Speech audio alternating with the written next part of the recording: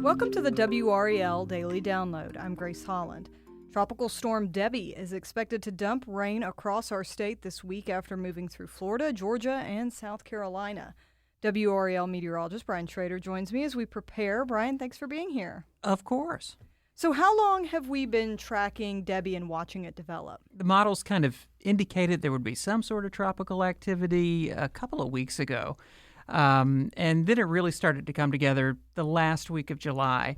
And it was just late last week that it really formed into a tropical storm, and then eventually a hurricane, and made landfall over in the northern part of Florida over the weekend. And now it's tracking toward us. Right. And so what goes into tracking a storm like this? I know that sometimes they spin up pretty quick and it's within a couple of days that, oh man, we've got a storm coming, versus this one, it sounds like we've been kind of watching it for a while. Yeah, the models had a good idea that this was going to happen. And, you know, when you look at what the models were predicting as far as a track a couple of weeks ago as to what we have verified happening now, they're pretty close.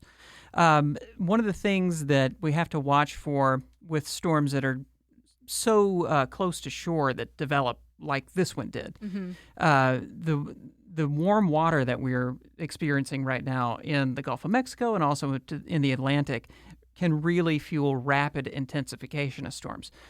And one of the things that we know in the Severe Weather Center is that at this point, track forecasts are pretty good. They're very accurate. Intensity forecasts, that's a different thing altogether. Right. They're getting better, but still nailing the exact intensity of a storm 2 or 3 days out from now is tough. Right. And that's like whether it's going to be a 1 versus a 3 or something like that. And what factors go into determining that make it so difficult? Yeah, just the fact that there are so many things about hurricanes that we still don't understand the mechanics of hurricanes. If we were able to sample every square inch of the atmosphere, and we would do much better predicting that stuff. But, you know, a couple of degree difference can change so much when you're talking about how weather systems come together.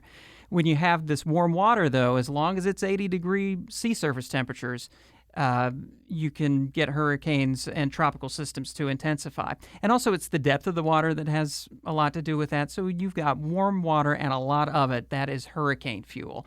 Also, the wind pattern right now is really conducive for the storm to intensify. One of the things, though, that I think is interesting about this as we look at what to expect from it, this is one of those storms where it does not matter if it's going to be a tropical storm or a hurricane. Right now, it looks like it's going to emerge over the Georgia coast, probably be out over the Atlantic for at least a little while, where it could re-intensify a little bit before it comes ashore somewhere on the South Carolina coast and then heads up into the central part of North Carolina. Whether it's a hurricane, whether it's a tropical depression, doesn't matter. This storm is about rain and how much moisture it has. Right. And, just in what we've been tracking today, I know some storms, if they're more wind storms, they move faster. And we've been seeing this storm slow down. Is that part of why we're thinking that? Exactly. This storm right now, as we record this, is moving at about 6 miles an hour. We think it's going to stay at about that pace. And you think about how long it would take you to get from the southern part of Georgia to central North Carolina at 6 miles an hour. And all that while, it has this fetch of moisture coming in off the Atlantic. It is going to produce tons of rain. In the Savannah and Charleston areas, they could be looking at up to 20, 25, 30 inches of rain in spots. And in our area, from the northern part of our viewing area, maybe more like a 4-inch kind of an event over the next few days. As you head down towards Sampson County, the I-95 corridor, some areas could see 10 inches, the way it looks right now. So you're looking at 4 to 10 inches of rain over the next 3 or 4 days. Serious business. That's very significant. All right, let's take a quick break right there, and we'll be right back.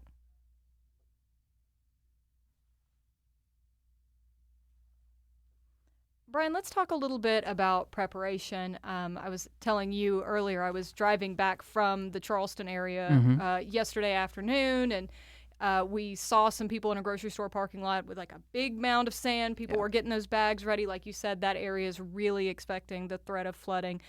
What do people here in our part of the state need to prepare for? Two things. First of all, flooding. If you live in a flood-prone area, you need to go ahead and start thinking about that. Where are you going to be this week? A safe place that you can go. Thankfully, the way that flooding works is that in most flood-prone areas, you already know if you're in a danger spot, and hopefully you've already thought about where you're going to go.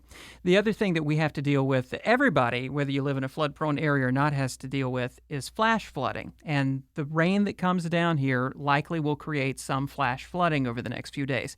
And that is most dangerous when you're driving. You hear the turn around, don't drown mantra. Remember that. It could save your life. Yeah, we mean that, guys. We totally mean that, because if you're driving and, boy, it only looks like it's about a foot deep, I could make that. There may not be any road under there. Yep. The road can wash out. The water is going to fill that level, and it's going to give you the false sense that you're able to cross it. That is where these deaths occur, is in flash flooding, in cars, especially driving at night. I mean, the best advice I can give you is over the next few days, stay home if you can. Right. The other thing you need to prepare for is power outages. I don't think they're going to be widespread power outages, but certainly south and east of the triangle, there could be some scattered outages. Not necessarily because the winds are going to be roaring at 60 miles an hour or anything. We're expecting gusts 30 to 40 miles an hour with some of these bands that come through, but we've had so much rain over the past month, and now you're going to dump another 10 inches of rain. The ground is saturated. The soil is loose, so it doesn't take as much to bring down a tree or to knock power out. So be prepared for power outages. We tell you to have those 3-day emergency kits ready. This is why. Gotcha. And what are we expecting to see the rest of hurricane season, since it's only August? Exactly. It is only August, and it really doesn't pick up till we get to the end of August and into the early and mid parts of September, climatologically speaking, and we are still expecting this to be at well above average hurricane season. We're only on the D storm right now, so it's been kind of a slow start, but we anticipate that this is still going to be an above average season. So if you don't use that kit this week, you're going to use that kit very likely later on this year, so have it ready. That's right. Go ahead, get some of those non-perishable hurricane snacks. You'll use them at some point probably. Ice storms, winter storms, right. You know, this stuff happens. You need to have that thing year-round. And another thing, may I Of course. also suggest the battery-operated radio, because when that light is out, the lights are out, you can listen to WRAL News Plus on the radio, 99.3 in Raleigh, 96.5 in Durham. When your phone is dead, you've got that battery-powered radio, so you can have some connection to the world and find out what's going on. That's right. We'll be here to help you through it. So thank you, Brian, and thank you for listening to the WRAL Daily Download. Another great way to get WRAL news is the Morning Briefing newsletter. It's a daily email that's waiting in your inbox every morning with local news, events, and headlines to get you ready for the day.